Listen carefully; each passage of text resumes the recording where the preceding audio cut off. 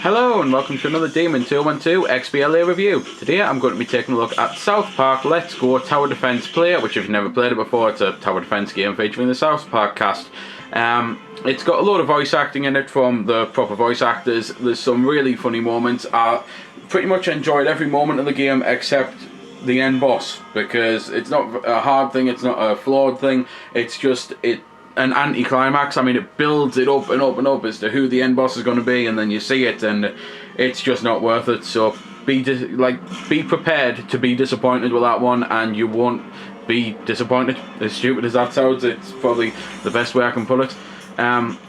Anyway, you've got local game, Xbox Live game, scrapbook. When you go into your scrapbook, there's all sorts of things. You can view the characters, which you can basically view their abilities, their stats and all that. So that tells you move speed, throw rate, throw range, throw damage, and what their special power is. There's all sorts of characters you can unlock, but you can't play as the unlocked characters until you actually beat the game the first time. I mean, you can play as them in the challenges, but until you've beat the game, then you can't play as them in the main game.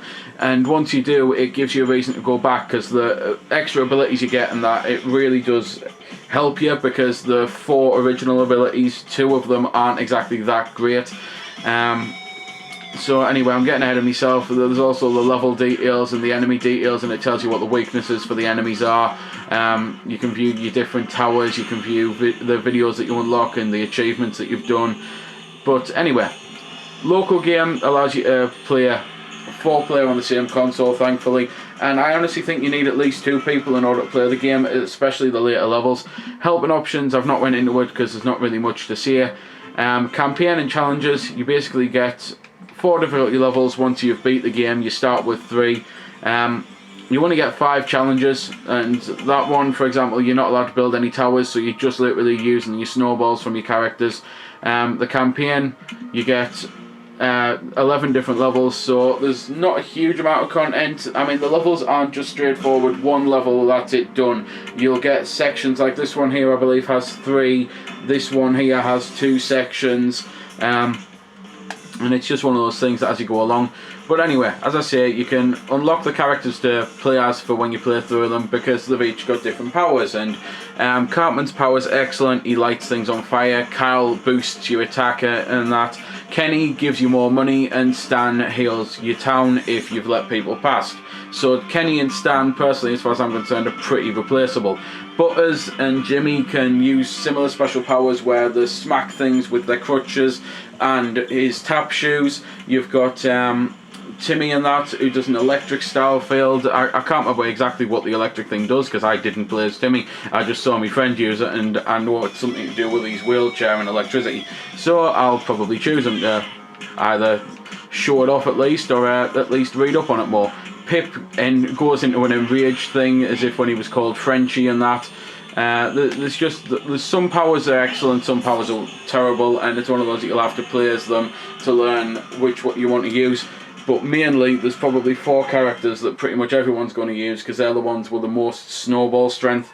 Because as well as being able to build towers and upgrade towers and have that do the work for you, you can bash the A button like mad, or you can hold it and you can throw snowballs to kill the enemies. And if you don't do that, then you honestly don't have a chance at beating the game. This is why I think the game needs at least 2 players, because you can have the computer control the others, so they'll stand there and they'll throw snowballs for me when the enemies get close enough. Craig's doing so now, just to prove my point. But it means that all they ever do is fast snowballs. I've never seen them throw a charged up one, and sometimes you need to do the charged up one. So it doesn't really give you much time to go around building things, whereas at least one of you can man the fort with the snowballs and the other can man the fort with building things, because you can even build more snow, so on later levels you can build mazes to put the enemies through, so they're not going straight from A to B. There's all sorts of different types of towers though. There's fireworks, there's P-trons, there's refrigerators which freeze the enemies, and sorry, that didn't realise I've timed that at the worst time, but it's something I can show at least. When a stage ends, you can run around and collect coins for bonus score, but you don't actually get those coins for the next section. For example, one section I collected 300 bonus coins, and then it started me with 100. and it's on the same level. I mean, I didn't expect them to carry over from level to level, but it's on the actual same level like this. And it's again another reason why it's good to have a couple people for co-op, because you've got more chance of getting the coins, unless you're playing as a really fast character like Kyle, but Kyle's speed is made up for the fact that he's one of the weakest characters on the game, which is a shame. I think Baby, if I remember rightly, allows her power to build more, but other than that, that's pretty much everything for people who get abilities to build. Anyway, just going into the scrapbook to go back to Timmy. Sorry about this. Right, yeah, Electro charges his wheelchair to blast through nearby mobs. I knew I'd read something about that right, and I knew I remember him saying it. But unfortunately, Timmy's the one who's actually about to not get his power, and everyone else is further along the bar. Because the bar at the bottom isn't their energy, it's their power. So, Token's got his, Craig's got his. I've used Craig's. Craig slows the enemies down. I'll use Token's. And I think that gave me money. I honestly can't remember what Tokens is supposed to do, but I think it gave me money, like Kenny's.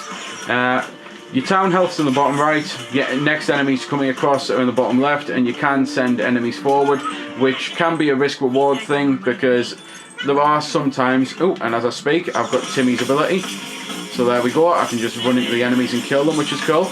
But anyway, there's a risk and a reward to sending the enemies over, and that's basically, if you've got a really good power like Craig's to be able to slow them down, you're going to want as many enemies on the screen at once, because it only slows down the enemies on the screen. And then you can use someone like Timmy's power to pile drive through them all. But it is really just your standard tower defense, only you get a bit more action because you can play as the characters. There's a hell of a lot to do, and it lasted me and my mate a good couple of afternoons. We even drafted in one of my brothers eventually to help get a beat, because the later levels were getting a little awkward with two of us running around building, one of us mazes, one of us towers, and no one really manning snowballs, so we had to bring a third person in. So it's one of those that if you've got some mates who like tower defense games, it's definitely worth it. If you're playing it on your own, I honestly don't know if you're going to have that much fun with it, because I just don't think it works that well.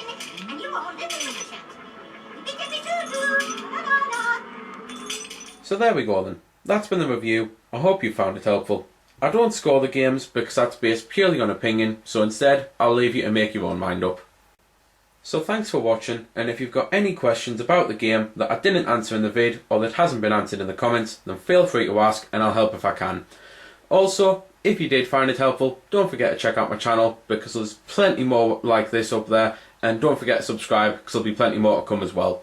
So until next time, this has been Demon212, signing off.